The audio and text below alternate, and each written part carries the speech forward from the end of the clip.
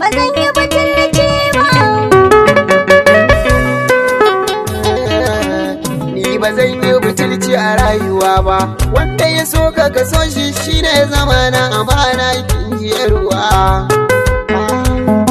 Ba zan yi butulci a rayuwa ba, wanda ya so ka so shi shine zama na amana ka ji dan uwa.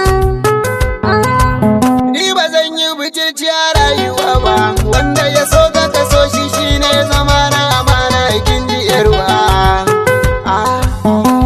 Wanda ya so ka ya baka amanar kauna, kar da ka so ya sha wuya. Can asalin ta kauna yarda ce da shiga zuciya. Ta gama bin jini sai ta zama ruhi ko ina ta zagaya. Kamar ni sai su zama ɗaya da gani ba tambaya.